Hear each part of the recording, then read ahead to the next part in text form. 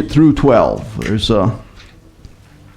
So let's ask for our Father's guidance as we go. Father, we thank you that you have given us your Spirit. He indwells us. He has sealed us as your children. And Father, may we be surrendered to him in terms of learning today as we look at the end of these chapters in Acts. Father, what excitement to see the growth of the gospel. And Lord, may we yield to your powerful hand and participate in building your kingdom. We pray in our Master's name. Amen. So I've tried to start with a picture each week, but I could not. I don't have any pictures of Antioch, even though Mona and I were there. I took a lot of pictures when I was there, but our cameras were stolen on a night train in Italy, if you can imagine that. Pretty easy to imagine because we were warned about the problems with the trains in Italy, and with just life in Italy. Now, I don't have a good taste in my mouth about Italy, but anyway, other people do, and so I don't have any pictures of Antioch. So I gave you a Google Earth shot instead. It's a pretty tremendous shot because we have Jerusalem down here. I'm sure most of you back there can't see it, but I will stand very close to it, and it's right here. And there's Jerusalem. And we have had a lot of movement already from Jerusalem up to Antioch and some back, which reminds me that I didn't pass out the markers. And so if Emily, would you be kind enough to distribute these markers? Thank you. So we'll be looking at Regional Study Map 2 as we do a little bit of marking on some of these movements. I also, while I have this picture here, I want you to see that here's Tarsus. One of the trips, one of the people who was sent from Jerusalem to Antioch, and I would imagine he traveled down to the coast, came up the coast, crossed over into the Jezreel Valley, probably up through the Becca Valley, and then followed the Orontes River up to Antioch, was Barnabas. When Barnabas arrived here, he discovered that there were so many Gentiles coming to the faith, and he said, I know somebody who has a lot of experience in the Gentile world, and so he crossed over the Syrian gates and made his way to Tarsus and found Saul, and brought Saul back, and the two of them were working or ministering together in Antioch for several years. So I'll advance to this, and here's just a description of Antioch that I modified from something I'd found, but Seleucus I, one of Alexander's great generals, founded Antioch on the Orontes in 320 BC. At its height in the late Hellenistic and then Roman areas, it counted well above 600,000 inhabitants. That's a very big city for that time in the Middle East, and was considered next to Rome and Alexandria as one of the great metropolises of the Roman world. Its mixed population of Greeks, Macedonians, Jews, Phoenicians, Armenians, Syrians, and Romans made up one of the most diverse cities of the ancient world. Most Antiochians spoke Aramaic and Greek, and this, together with its geographical proximity to Jerusalem and its status as capital of the East, explains why in the 1st century AD, Antioch became the cradle of Christianity, the home of the first Gentile Christian or Messianic community in the world. So if you think about it, Christian is simply followers of Christ. Messianics are followers of Messiah. Christ or Christos is the Greek for the title for our master. He is the King, the Christ. He is Messiah is, or Mashiach is the Hebrew for the same thing. So one is Greek, one is Hebrew.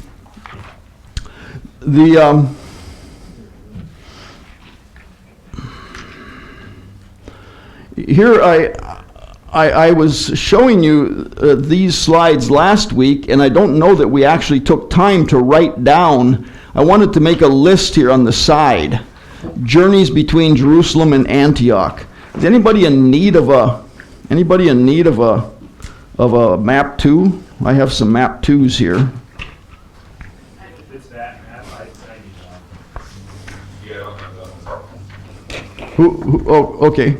Emily, I'll let you be the. I'll let you take the pack and offer map 2s. You have a map 2, Mitzi, or do you? You don't. Okay.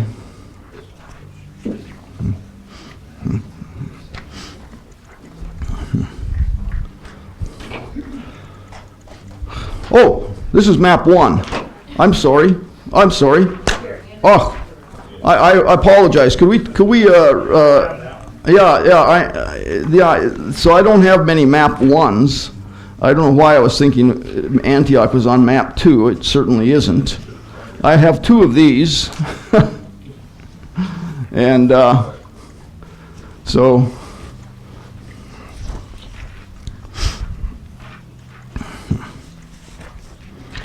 all right, that was off to a bad start here. So last week we did look at this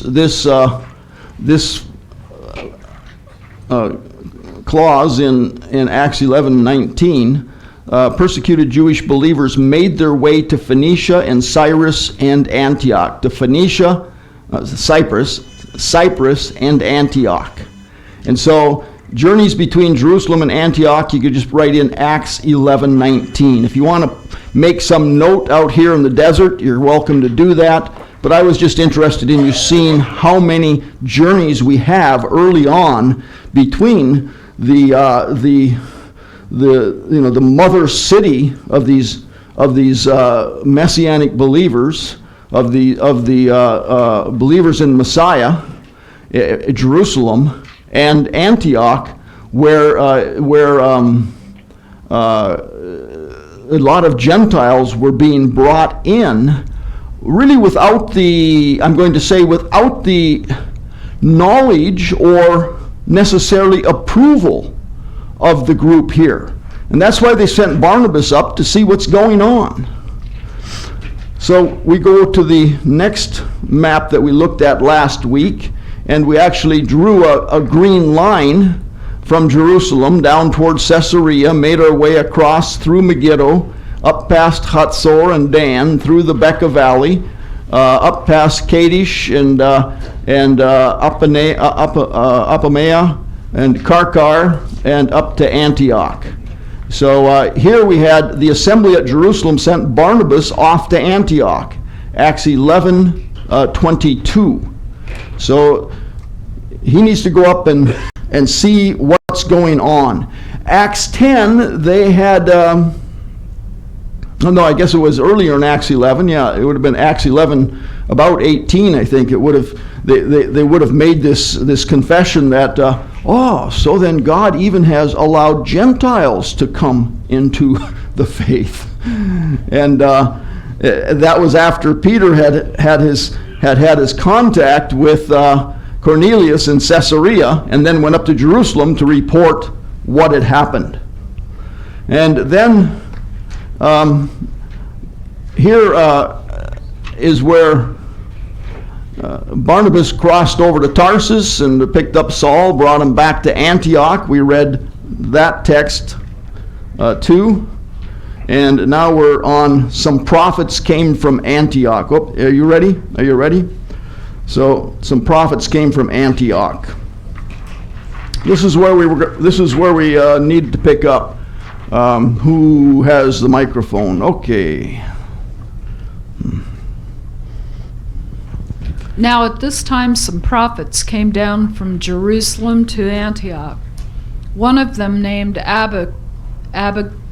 Agabus, stood up and began to indicate by the Spirit that there would certainly be a great famine over all the world. And this took place in the reign of Claudius. And in the proportion that any disciples had means, each of them determined to send a contribution for the relief of the brethren living in Judea. And this they did, sending it in charge of Barnabas and Saul to the elders. Okay, I'm going to close this door.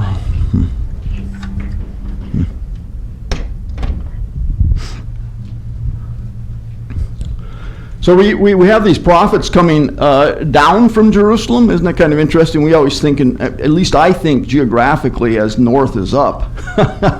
But you always descend from Jerusalem. You always ascend to Jerusalem. Jerusalem is because it's the chosen city, the city of the temple, you ascend to it and descend from it no matter where you go. My mother would have gotten on well with that. She always went down to International Falls when we lived in southern Minnesota, and International Falls is on the... We're gonna look at parts of this as we go through. And so Claudius reigned from 41 to 54. So I'm trying to peg down where we would be in our chronology. Claudius placed Herod Agrippa I on the throne over Judea, but at Agrippa's death he reinstated Roman procurators or governors over Judea. So I'm just telling you, Claudius was involved in the activities in Judea and Jerusalem. He was aware of them. Agabus appears again in Acts. So later, when Paul is returning from his third journey, Luke records, "We came to Caesarea, and as we were staying there for some days, a prophet named Agabus came down from Judea. And coming to us, he took Paul's belt and bound his own feet and hands and said, 'This is what the Holy Spirit says. In this way, the Jews at Jerusalem will bind the man who owns this belt and deliver him into the hands of the Gentiles.'"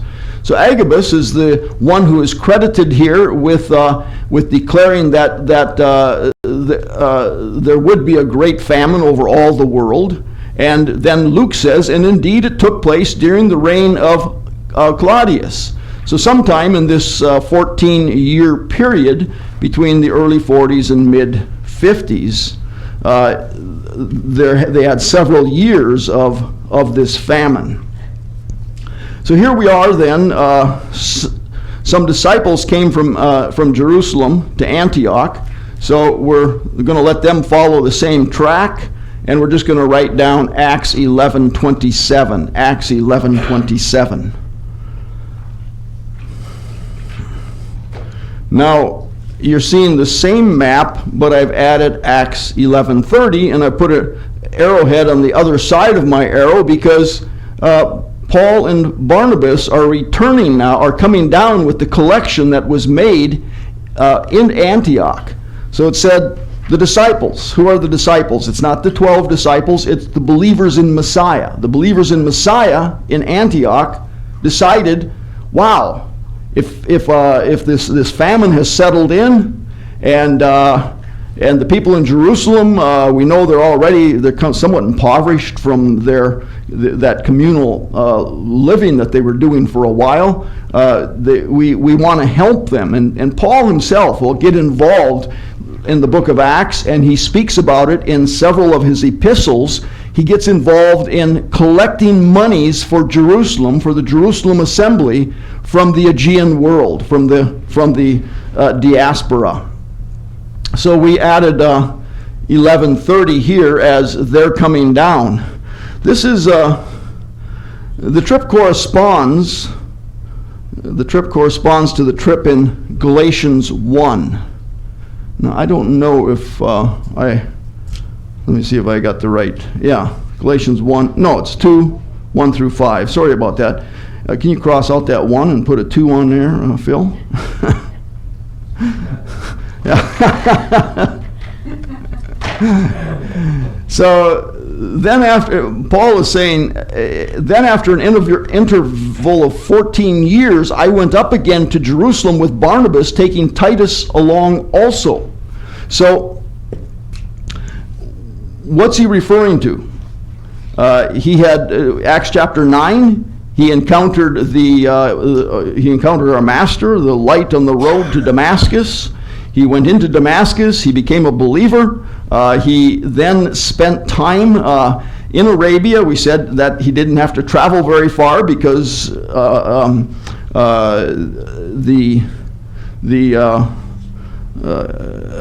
Roman Arabia, the Roman concept of Arabia, was right there at Damascus. Then he, after 3 years, he came to Jerusalem. And he will tell us in Galatians chapter 1 that the only people I saw was Peter. I spent 15 days with Simon, and I met James. So he's arguing in chapter 1 of Galatians, the gospel that I am preaching, my unique gospel, which is faith in Messiah Yeshua, is for the Gentiles as well, and they are grafted. He doesn't state it in these terms there, but he states in these terms in Romans, they're grafted into Israel. So, and the Jews are kind of backing off, saying, wait a minute now, can this really be that they don't have to convert and they can be part of us? But in Messiah, Paul is convinced that we can be. We are. And what does that mean? We're ethnically not Israel, but we're sharing in the promises of Israel. We're sharing in the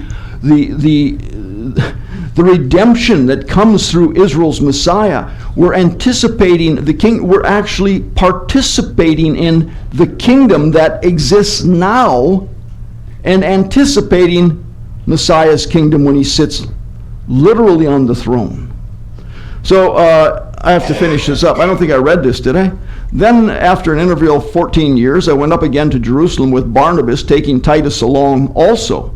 It was because of a revelation that I went up, and I submitted to them the gospel which I preach among the Gentiles. So, here it is. This is what I'm preaching among the Gentiles. But in private to those who were of reputation, for fear that I might be running or had run in vain. I did it in private. I went into Peter and James and John and the authorities, and I presented my gospel for fear that I might be running in vain or had run in vain. But not even Titus, who was with me, though he was a Greek, was compelled to be circumcised. Important point. Barnabas was a Jew. Paul was a Jew. Titus was a test. Well, they forced me to circumcise Titus. They did not. But because of the false brethren secretly brought in, who had sneaked in to spy out our liberty, which we have in Messiah Yeshua, in order to bring us into bondage. Okay. But we did not yield in subjection to them for even an hour, so that the truth of the gospel would remain with you. So I believe that this corresponds. They sent the gift with Barnabas and Saul to the elders in Jerusalem, and this is the trip I believe that Paul is talking about here in Galatians chapter 2, verse 1. All right, we're moving on. What is the revelation that brought Saul to Jerusalem? It was because of a revelation that I went up. Think carefully, check the text that we have above. I mean, we might suggest anything. Maybe it's a revelation from Jesus Christ that this is my gospel. But I'm almost thinking he's just saying one of them, named Agabus, stood up and began to indicate by the Spirit that there would be a great famine all over the world. I went up because this prophet spoke, and it took place, and a collection was taken, and so because of his revelation, I ended up going up to Jerusalem at that time. Now, I don't know, that's my suggestion, and of course that is kind of a small interpretation. If you want to hold that he had some other revelation, find it someplace in the text. And I don't like to be dogmatic on points that are not, shall we say, big. Okay, so I said if Saul was in Jerusalem in AD 34 to see Simon and James, Galatians 1:18 through 19, this trip probably took place around 48, AD 48. So just kind of keep that in mind. So this trip's AD 48.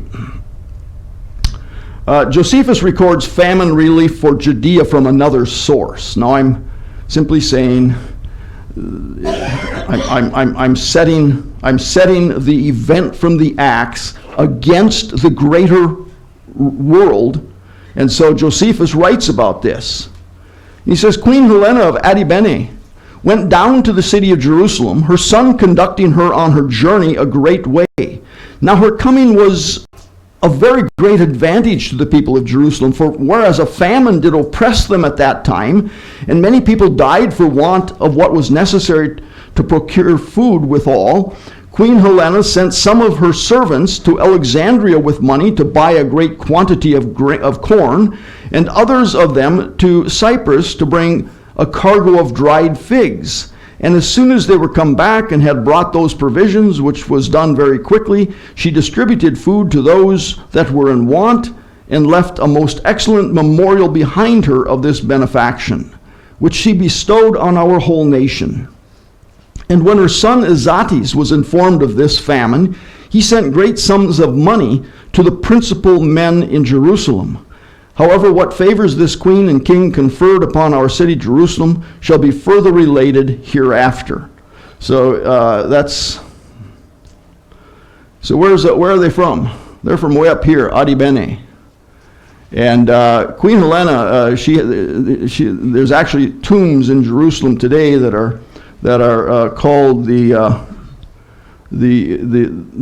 she built a palace in Jerusalem, and she and some of her family were buried in Jerusalem. So there's also a story about their conversion. And in my brother's set of volumes, which now is in the library, he tells this story, and it kind of figures in with what we're dealing with here with Saul.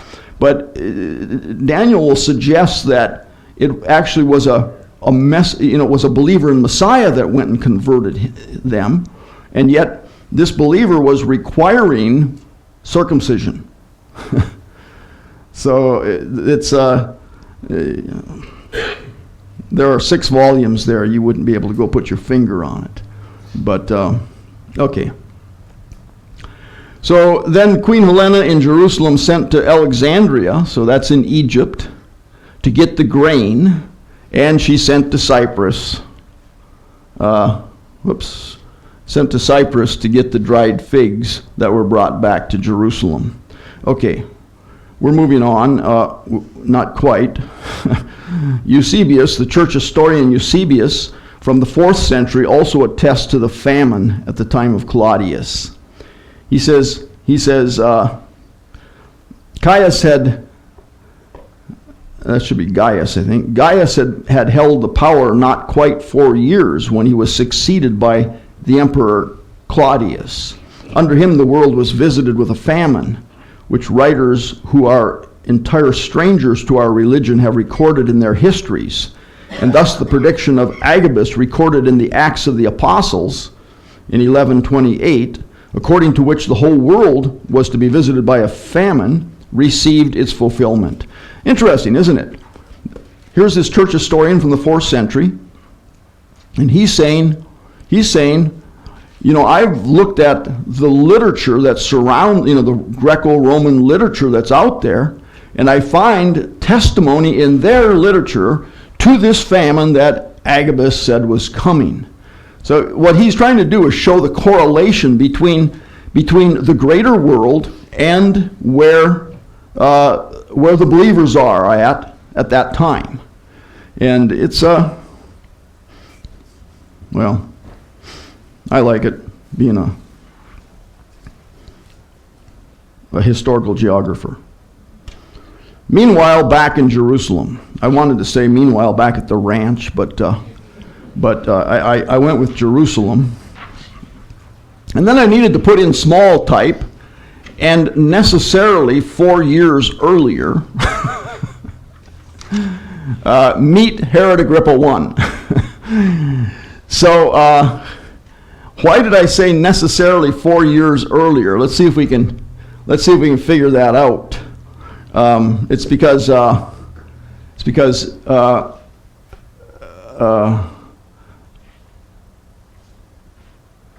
well, I've forgotten why I said that. We'll see if I have it down here. So we have a very short text, Tammy, and we'll let you read this, and then we'll let you read the next one, which is a very short text. And now about the time Herod the king laid hands on some who belonged to the assembly in order to mistreat them. all right, and before we think about Herod the king, I want you to see how Luke is writing. You'll recall that Acts chapter 9, he dealt with Saul, conversion, time in Arabia, coming to Jerusalem, vision in the temple, people trying to seize him and kill him in Jerusalem. He was taken down to Caesarea, sent up to Tarsus, Cilicia and Syria is where he went, and then we get, at the end of that chapter, we're introduced to, it's kind of like, okay, we better find out what's going on. I mean, Luke says, I've been following Paul here for a bit. I better get back to what Peter's doing. And so we go back to Peter. We see Peter at Lydda. We see Peter in Joppa. We see Peter go up to Caesarea in chapter 10. We see him come up to Jerusalem in chapter 11 up through 11:18, 11:19. All of a sudden, we're dealing with, once again, what's going on abroad and how Barnabas and Saul are active in that. So that's chapter 11. Now chapter 12. This is why I said back in Jerusalem. You know, it's like reading. It's really like reading a novel. You know, you read along and wow, this is getting good, and bam, stops, and we have to go back and see what's happening someplace else. And when will we return to that? and then well, now I'm getting involved in this, and bam, well, we're back picking up this story and carrying it forward. And it's how do you write? How do you write? You know. And so Luke is a master writer, and yes, we credit the Holy Spirit with prompting him to write what he writes. And yet each author writes with the skills that God gave him. So we looked here at the introduction to Herod the king, and so this is Herod Agrippa I, who was the grandson of Herod the Great. By Herod's Hasmonean wife, Hasmonean, think Maccabean wife, Marion. And so that would make Miriam his grandmother. So who stood in between? Well, she had two sons, Aristobulus and Alexander, and Herod the Great killed both of them because he was afraid of them. So he had this, so the Hasmoneans reigned as kings for a time before Herod came on the throne, and he was afraid that these two sons of his, through Miriam, would take his kingdom, or the Jews would oust him and put them on the throne. So he killed them about the time Herod Agrippa was 3 years old or something like that. Acts 12 also records the death of Herod Agrippa I, which provides us with a definite point in the history of the early believers. So he dies in 44. I said here, see notes on Herod Agrippa I on pages 107 through 108, his life in Rome, and on pages 109 through 110 as king of the Jews. I think it's important that we at least cover a little bit of this material. I don't know how many read it ahead of time. If you read it, I hope it's not too much repetition. I'm not going to read the whole thing. But to understand what's going on, we need to understand his personality, how he grew up. And so Herod Agrippa, I'll just flip over, here, the first paragraph down there at the bottom, 107, meet Herod Agrippa. Herod Agrippa was the grandson of the infamous King Herod the Great. His father Aristobulus was one of the sons Herod had executed, leaving Agrippa orphaned at the age of 3. Young Agrippa was raised in Rome, where he learned the life of a Roman playboy. He quickly developed a talent for politics and partying. So it talks about his politics and his partying. And then it goes on to say that he became a good friend of Caesar's nephew, a young man by the name of Gaius Caligula. Once it happened that he and Gaius, I'm in the second paragraph on page 108 or 1008. Once it happened that he and Gaius were riding in a chariot together. Agrippa wanted very much to curry favor with the young, powerful Gaius, so he said something to the effect of, "I pray to God that the Emperor Tiberius will die soon, and you will be made Emperor of Rome after him." Daniel writes, "Neither you or I would be persuaded to buy such cheap flattery," but Herod Agrippa knew that Gaius was an insatiable consumer of cheap flattery. Agrippa's own servant, however, reported the conversation to Tiberius Caesar, who promptly had Agrippa arrested for treason. Agrippa found himself in a prison, a prisoner in a prison near the royal palace. Suddenly his friends were all gone. Okay, so he's a prisoner in Rome. And if you were to continue reading this, you would see that and this is important for Josephus's discussion later. Not necessarily for the book of Acts, but for Josephus's discussion as to how he dies. So he's lounging there in his royal robes, and there's a German prisoner who's watching him, and an owl comes and sits on a branch above him. And the German prisoner comes over and says, "That's an omen, you know." And he says, "It's an omen that you're going to be king, but the next time you see such an owl, it will mark your death." And, that's weird. I mean, these Germans, they're saying all these things all the time. I mean, good grief, who's going to believe them? And so Agrippa kind of, laughs it off. But 4 years later, says, no.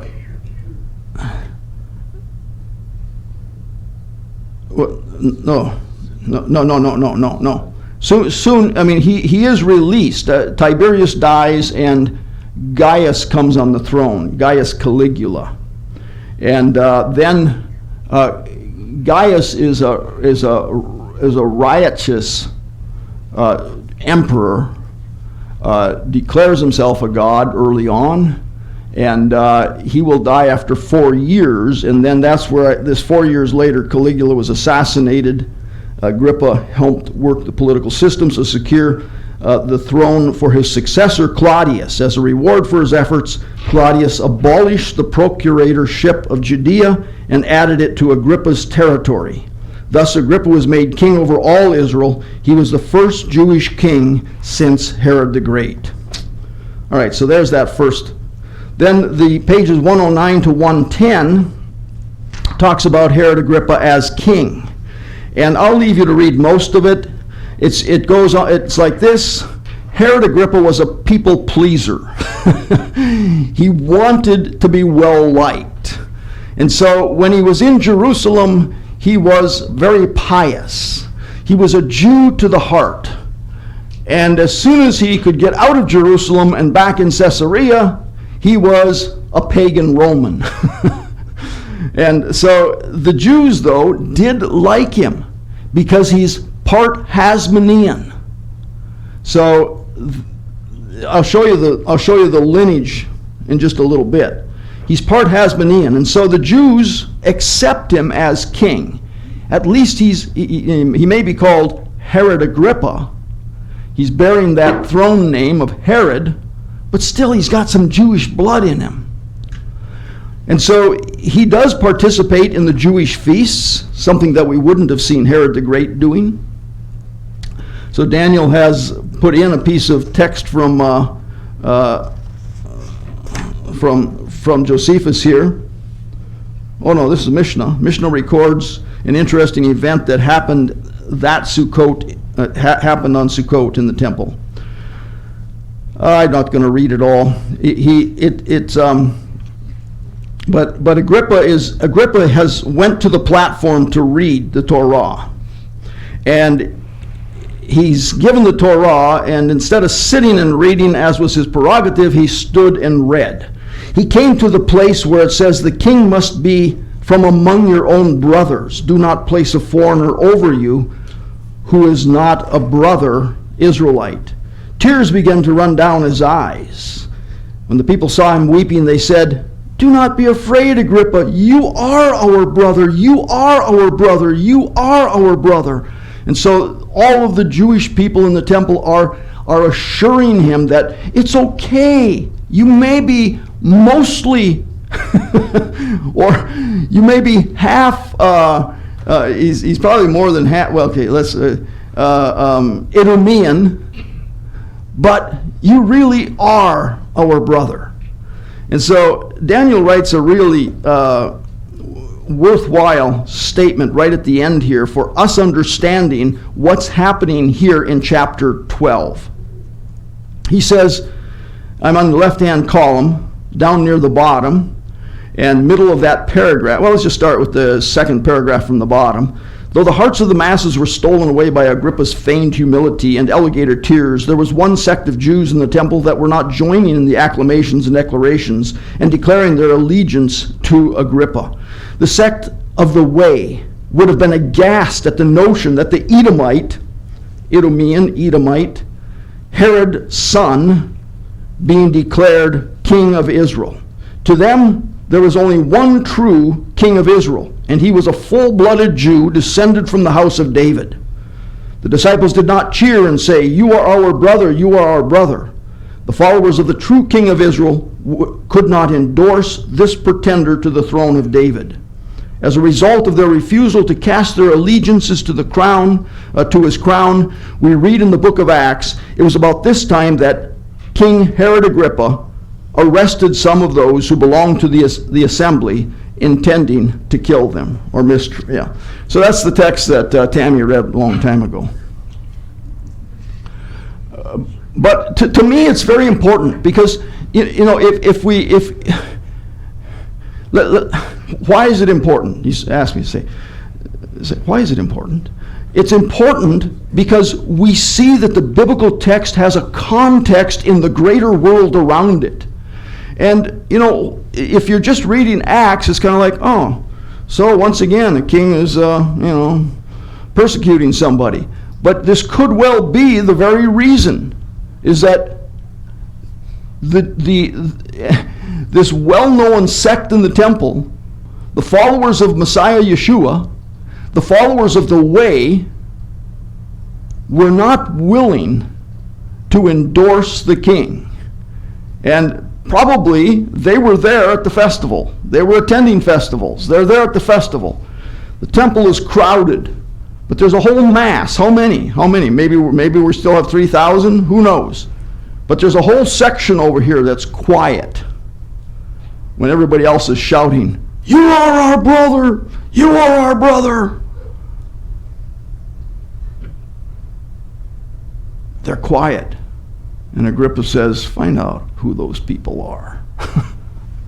Pastor, are there any extra biblical texts or biblical texts that kind of show why there's this shift within the Jewish community? It seems like when Christ came and he was on earth, and it was like, hey, this is the way, if you will, at that time was saying, hey, this is the Messiah. He's come, he's our king. He's the Jewish king. And the Pharisees and Sadducees were kind of nitpicking and trying to find ways to disqualify him. And it seems like then they jump in with, Herod Agrippa I, or with these other kings that say, hey, this is our king, why don't you join in, celebrate him as our Messiah? Is there other than like God's kind of orchestrating that, like, is there any other indication of why they would, like, politically with Rome or anything, like they would want to make that shift? It seems, but Make the shift from... like from, you know, saying like, hey, being really skeptical of like Christ being like the Messiah to like, hey, no, this is the Messiah or whatever. This is and once again, we have to be sure we know that, you know, we're talking about a priesthood surrounded by a Sadducean sect, which is the ultra liberals of the day, and they deny everything that the Pharisees stand for, except I don't even know if they, you know, I was going to say except that there is a God and there's Torah. but they do embrace the 5 books of Moses. They don't accept any of the other parts of the Hebrew Scriptures. They deny the resurrection. These embrace the resurrection. So these are very interested in stomping out that, you know, this sect that's kind of caught in between. So you have Pharisees who are agreeing, yeah, we think there is a resurrection. You do have some Pharisees who are sitting on the Sanhedrin, and you know, they're weighing against, although Gamliel says, give it a chance. If it's of God, it'll last. If it's not of God, it'll be gone, just like every other movement that has arisen amongst us. And the Sadducees and the high priests say, no, we're not going to give it a chance. We're going to stomp it out if we can. And so, Herod Agrippa is not a threat to them. He's not a threat to their way of life. I mean, for the Sadducees. I'm surprised the Pharisees would have gotten involved in saying, you are our brother. It seems like they would have been stricter interpreters of Scripture. But still, he's a Hasmonean. We followed... You know, we followed the Hasmonean kings. We didn't reject them. So anyway, let's say Herod Agrippa marks the status quo, and that's what we're trying to maintain as a sect here, and as with regard to Rome. Because we know where the power is. The power is with Rome, and Herod Agrippa is a friend of Rome, and we're a friend of Rome, even though here there's always some turmoil fomenting underneath. Well, okay, that's the best I can do. I don't know of any. I didn't take. You wanted some texts? Oh, no, that's fine. I'm satisfied. Okay. What do the notes suggest may have brought about Agrippa's mistreatment of the believers? I read that. Okay, so I hesitate to take time with this now, but maybe it's of some value. This is a chart that's being built. It existed in a very rugged form with a lot more detail back when I was a student at the American Institute of Holy Land Studies in Jerusalem. We worked with just a mimeographed page that had the various, you know, the Roman line on it, who's ruling in Israel, and what's going on in the New Testament. And so that's what this chart is about. And as you look at this, so who's ruling? Here's Herod. Here's King Herod. King Herod began as the sheriff of the north. He established his rule in the north, and then he took over the south, Judea as well. Rome called him the King of the Jews. Rome set him up. He was a good friend. We don't have up here Antonia, or do we?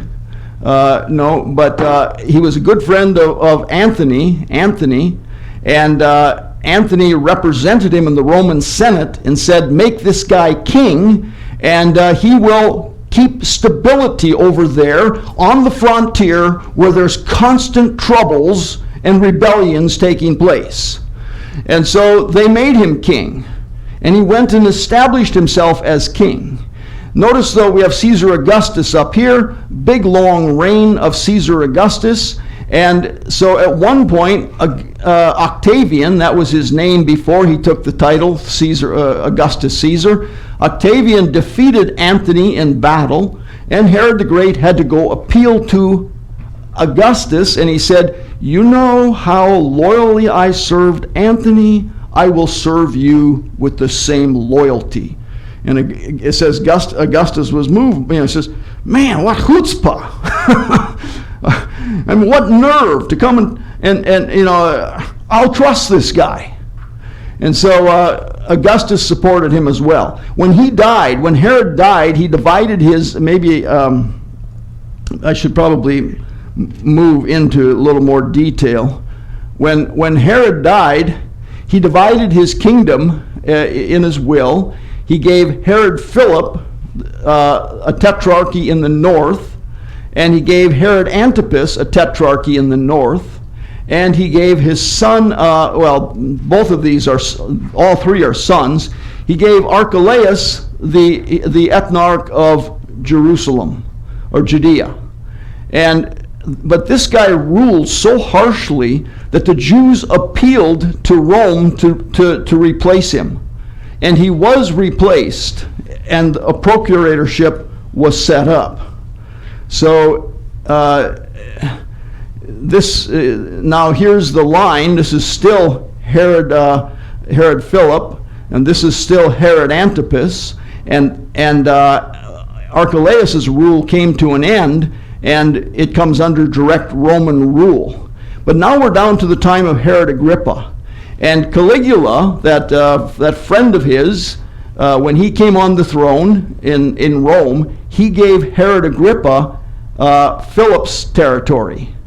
And then Antipas's wife, the one that Antipas divorced his wife in order to marry his brother's wife, his brother Philip's wife, and that's not this Philip, it's a different Philip. And she was kept nagging Antipas, go ask for the title king, go ask for the title king. Well, he went and asked for the title king, and he and his wife were were locked up on an island. They would put them on an island and they couldn't leave. That was a way of incarceration for royals or would-be royals. And they gave his territory to Agrippa.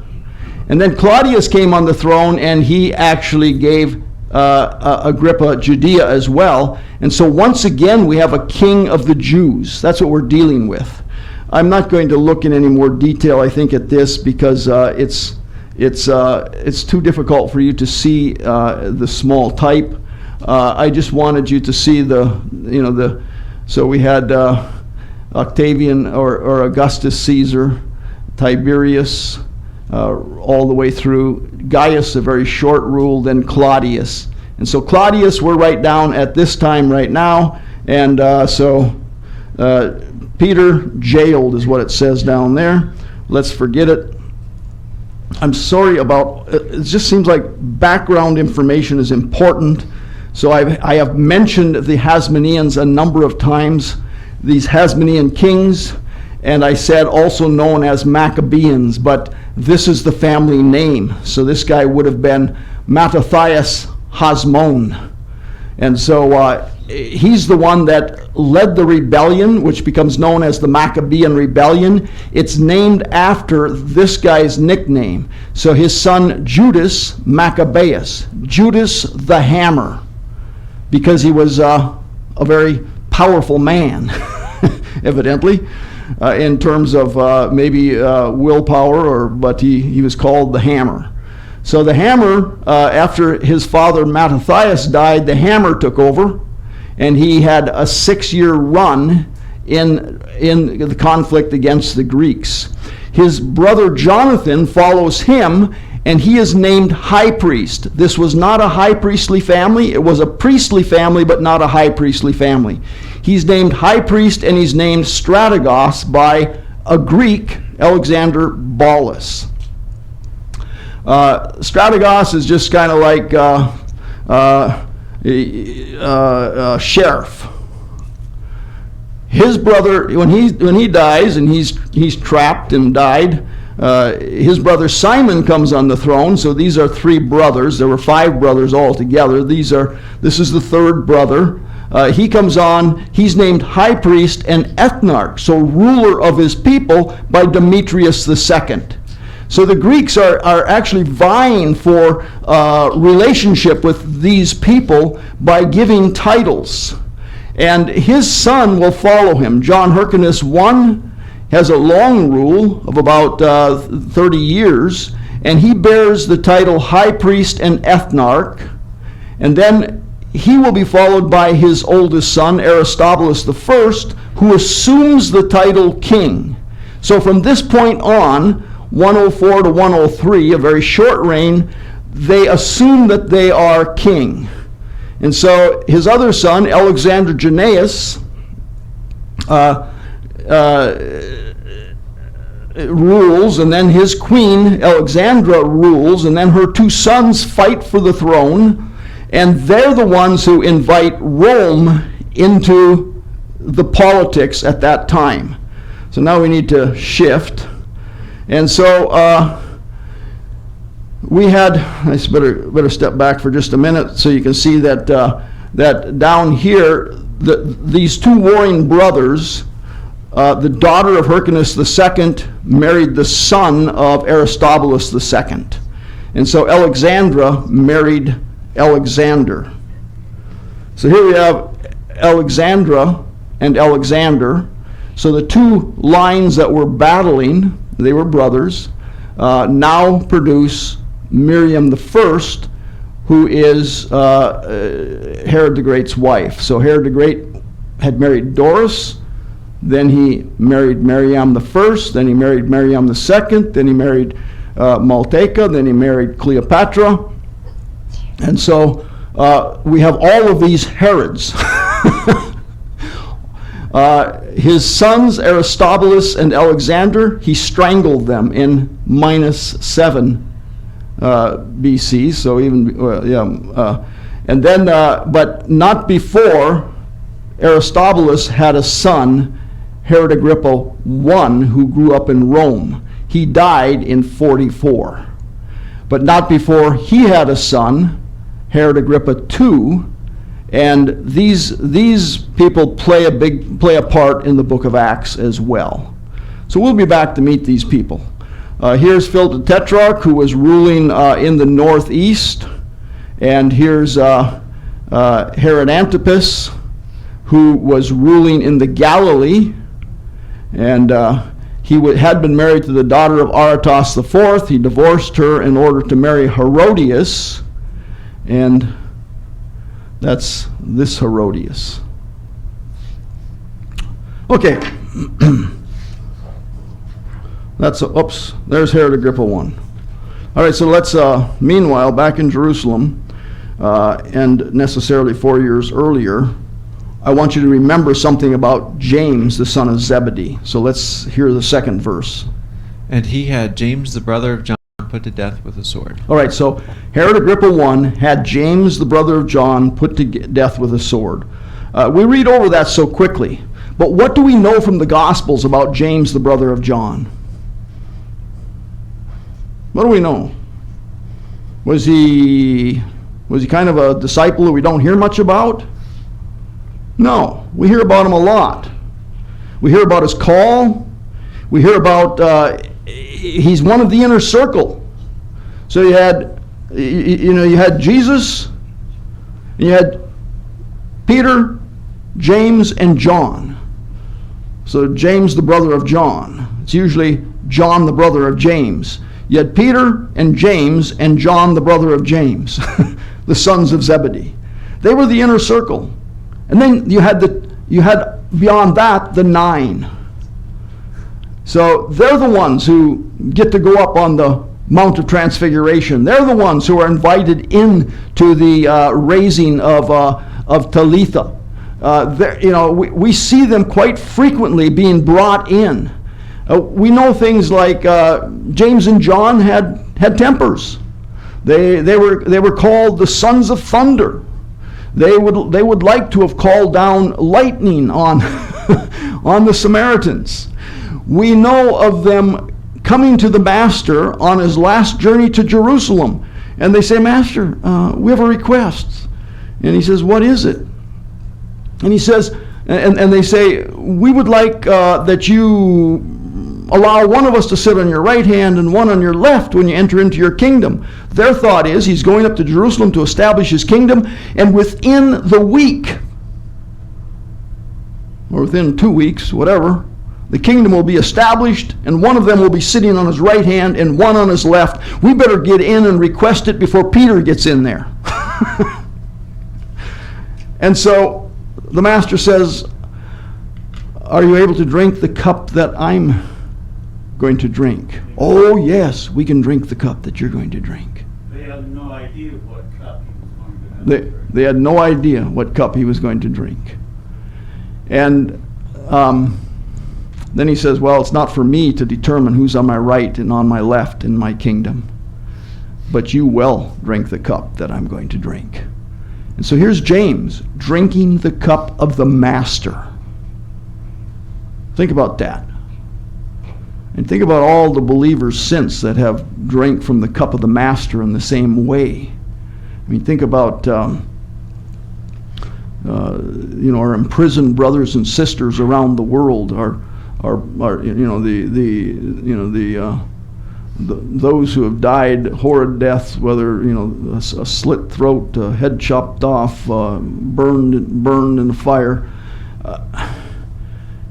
So anyway, James was the first. James was the first to break the way in terms of drinking the cup of the master. We can't just pass over that verse without stopping to recognize James. Eusebius gives an account of his death. He says, concerning this James, Clement, in the 7th book of his Hypotapesis, relates a story which is worthy of mention, telling it as he received it from those who lived before him. He says that the one who led James to the judgment seat, when he saw him bearing his testimony, was moved and confessed that he was himself also a Christian. They were both, therefore, he says, led away together, and on the way he begged James to forgive him.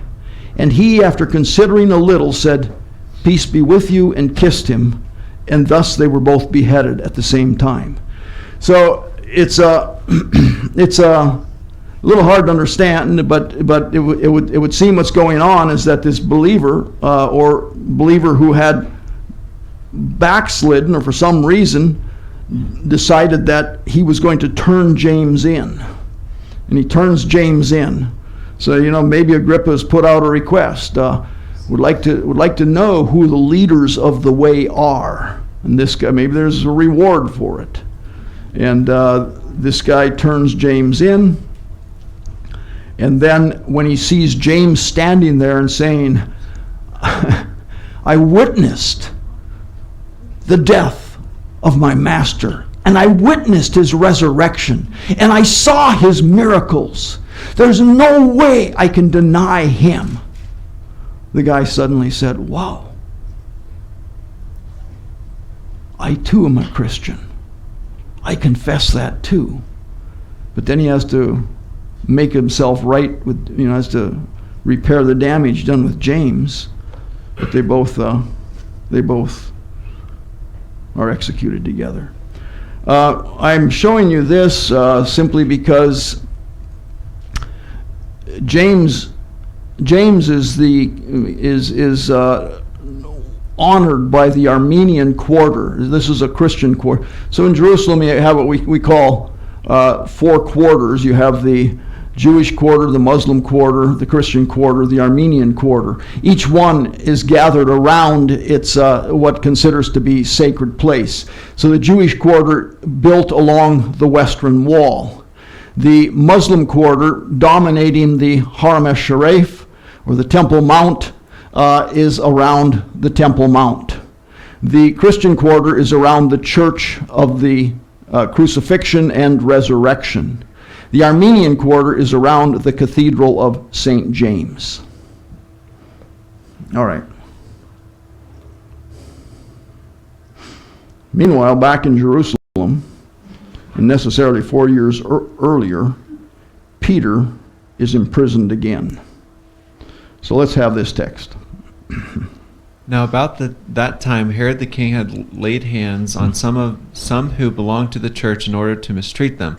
And he had James the brother of John put to death with a sword. When he saw that it pleased the Jews, he proceeded to arrest Peter also. Now it was during the days of unleavened bread. When he had seized him, he put him in prison, delivering him to 4 squads of soldiers to guard him, intending after the Passover to bring him out before the people. So Peter was kept in the prison, but prayer for him was being made fervently by the assembly to God.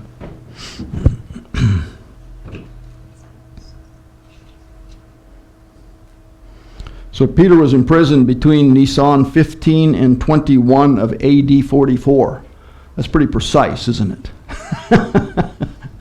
But it is during the Passover. So the Passover would be Nisan 15 to 21. And Herod Agrippa dies in 44. And it seems like there's a very close relationship here between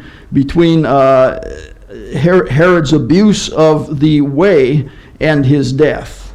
So I'm suggesting that it was in AD 44.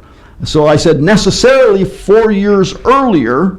I finally remember now, because we said that Paul and Barnabas came with the famine relief in 48. You guys with me? I mean, I need to get the calendar back out and give it to you again. But anyway, all right.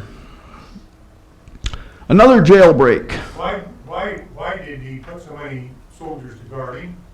I mean, is that just what was in the prison, or is there a reason why he would put 16 soldiers there?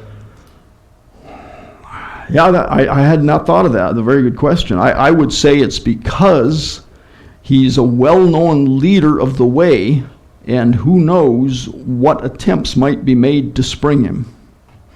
But you'd have to have quite a force, I would think, to go into that prison. But you got to unlock the outer doors. You have to.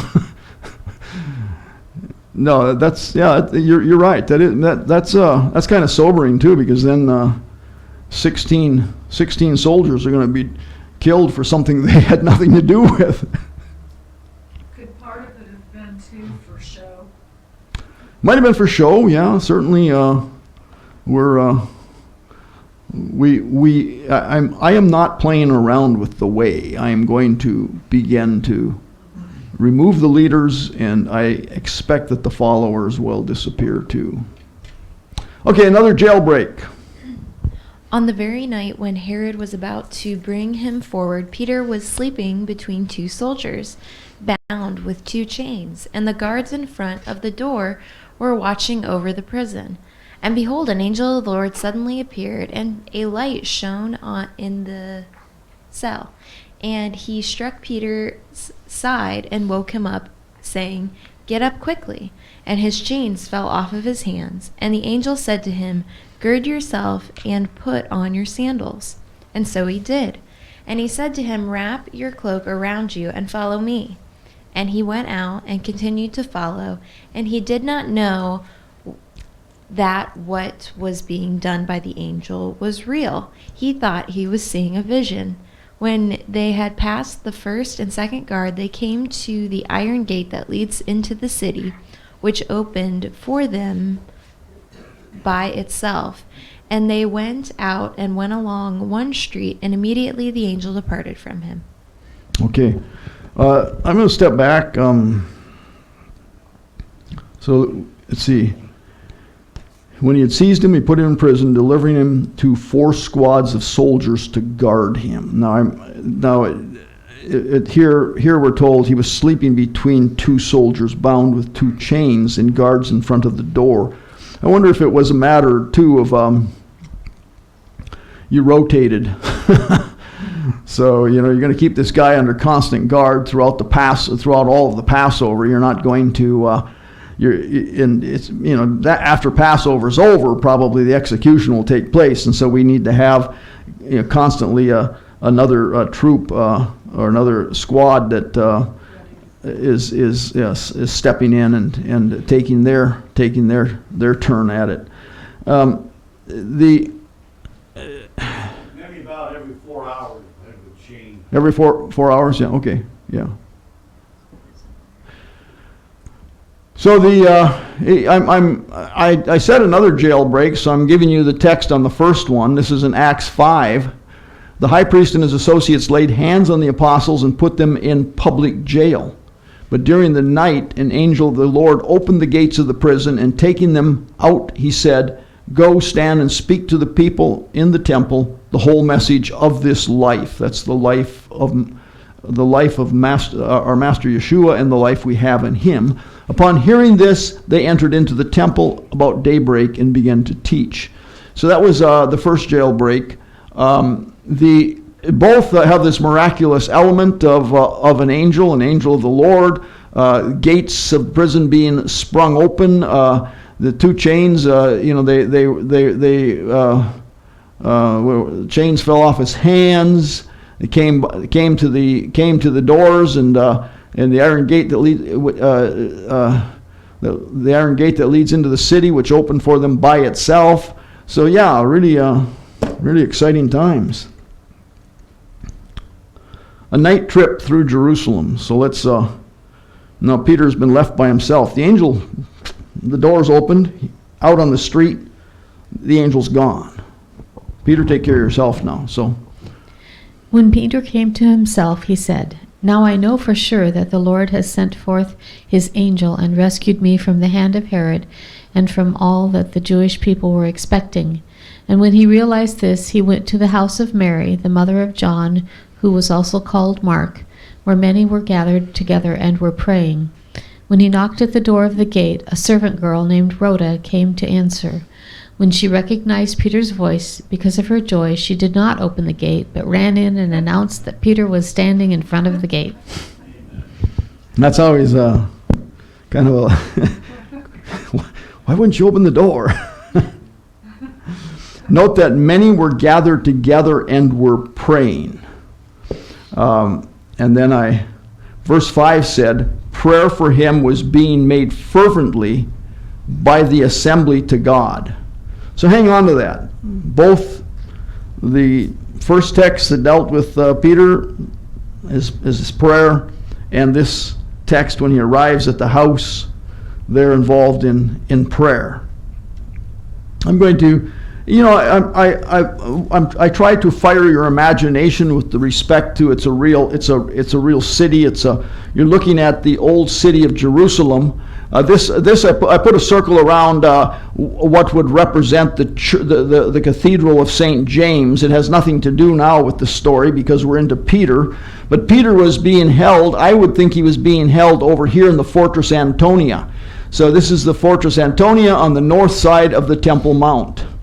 And then now that's not a fortress now, it's an Arab boys' school, but that's where the fortress was. And so then he needs to make it to a place over here. And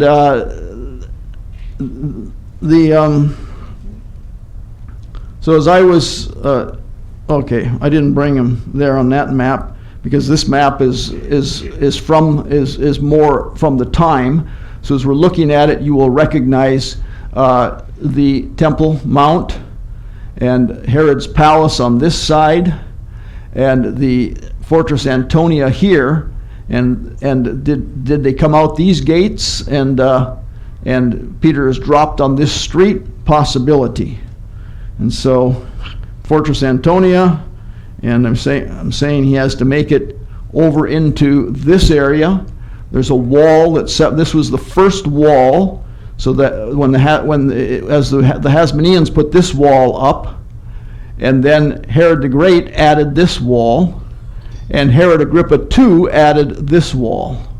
So this wall did not exist at the time of our Master, and it does not exist at this time yet either. Oh no! Herod Agrippa I began to build this wall. So yes, it is being built, but then Rome tells him to quit. And so he leaves it unfinished, and it's not finished until 66 when the war with Rome breaks out. Is the Jewish quarter where the old city is nowadays? The Jewish quarter today is, the old city is about a kilometer square, and you have 4 quarters inside that. So you have, half kilometer by half kilometers, if we were to break it into perfect squares, and it doesn't, of course. But the Jewish quarter is down in this side of the city, down in the southeastern side quarter of the city, Old City. So the Old City walls surround all 4 quarters, and the Jewish quarters in the southeastern quarter by the western wall. Bill, From your other map, it looked as though that the Muslim quarter was still the largest quarter there in. It is the largest quarter, yes. It is the largest quarter, yes. Yeah. So the quarter is not quite a quarter in terms of. I decided. Okay, it's goofy stuff, but I'm saying here the high priestly houses are. And Peter could have come along this street. We've walked on this street ourselves. I mean, groups that go with me, we walk on this street. And Peter could come along this street, and he could make his way up through here, but he's going to be going right through the houses of the priests. And so, no, he probably heads up, straight up, and then these seem to be some sort of storage building that they're imagining in there. And then he comes through this wall, and they're showing a little gate. If you could see it in detail, they're showing a little gate right there. And today we can walk down and look at about where that gate is. But they're coming into where that red circle is today. You're on number 5 Ararat, and you're at the monastery of St. Mark. And so you go into the monastery of St. Mark, and you go down into the lower section of it, and they show you the remains of what they say is a first century house, and they call it the House of Mary, the mother of Mark. And so they have this plaque in Syriac that reads, "This is the house of Mary, the mother of John called Mark, proclaimed a church by the holy apostles under the name of Virgin Mary, Mother of God, after the ascension, Yeshua Mashiach, our Lord into heaven, preserved from the destruction of Jerusalem by Titus in the year 73 AD. So anyway, that's, once again, just telling you, there's a physical place where this thing takes, where this event is going on. Okay, what had they asked for in their prayers? So I think that we need to have this read, and then I'm going to ask that question again. What did they ask for in their prayers? So go ahead and they said to her, "You are out of your mind." But she kept insisting that it was so. They kept saying, it is his angel. But Peter continued knocking, and when they had opened the door, they saw him and were amazed. But motioning to them with his hand to be silent, he described to them how the Lord had let him out of the prison.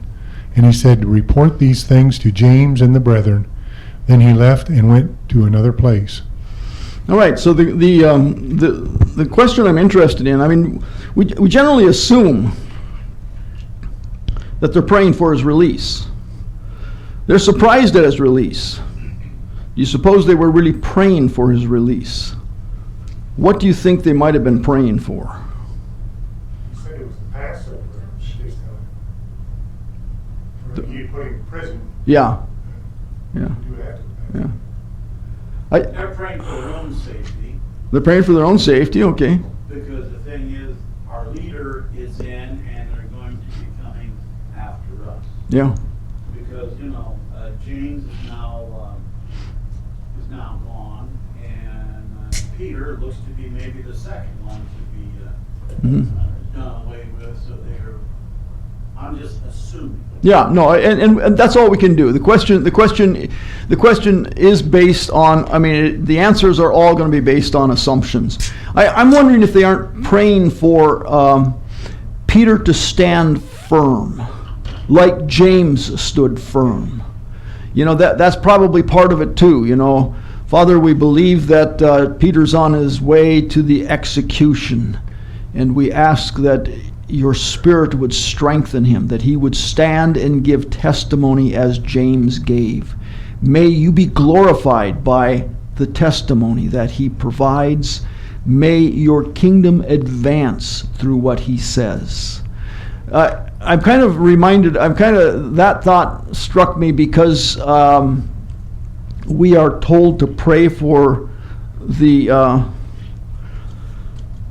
persecuted church around the world, and we should be. But I remember the testimony, I think I read it to you all sometime long ago, that one Chinese pastor said, "Do not pray that we escape persecution. Pray that we can endure persecution." And in fact, I think in that comment it was, we pray that the American church will come into persecution so that they can learn to stand fast. Amen. And All we gotta do is keep doing what they're doing. that's you're right. You're right. And that's why, you know, I guess I began to make it a part of my prayers for the American church to repent. Amen. I'm still a little afraid of persecution, but when it comes, may the Lord strengthen us. Yes. There was just a lot of hoopla in the news this week about the United Methodist has done another split Yeah. because of the progressive Mm. embracement of homosexuality, having gays like in leadership roles, and another part of that, United Methodist just split off on it totally. So it'll be interesting to see the dynamics that happen with that, but they're not the first one. I can understand that. I mean, I remember years back, for some reason I had an interview with the United Methodist Church in Rice Lake because they knew that I might be a potential person to fill pulpit and stuff. And after the interview, I was pretty sure I didn't want to be filling pulpit in the United Methodist Church. But at the same time, I had went down to Mississippi, and I had presented the travels, the journeys of the Master in a United Methodist church down there. And my goodness, I would have thought I was in a real conservative Baptist church down there. So, yeah. Different theology. Yeah. To be quite honest. Yeah. Yes. I was talking to my sister about this because they've been talking a lot about it in their Oh. church. And she said the people that are separating the most are the people that are from Africa. Oh yeah. That's the conservative branch. They're the Mhm. ones that are pulling away from the United Methodist Church. It's not any of the American churches. Well, there is, I know some people, and I got sent an article on that. Yes. And I didn't think the split had actually happened. There's, because according to my sister, they were still, it hadn't happened yet. I didn't think But it happened. they were thinking of it. The article I read was the Heritage Foundation, and there was also an article on American Family Association that was talking about The it. main people that were really wanting to separate were the churches in Africa. And I have heard that African bishops have offered to oversee conservative congregations here. Well, we better bring this to an end. I say, were they praying that he would have the strength to praise God at his execution? Then I do ask a question that's very important for you before we quit. James was already executed. Who is this James? Report these things to James and the brethren. Who is this James? Brother James. Brother of the Master, yes, yes. Who is the head of the assembly as a placeholder for the return of Messiah. All right, we'll close. Father, thank you for your love. Thank you for your hand in human history. Thank you for the way that you rescue folks when it is your intent to do so and there is no hindrance.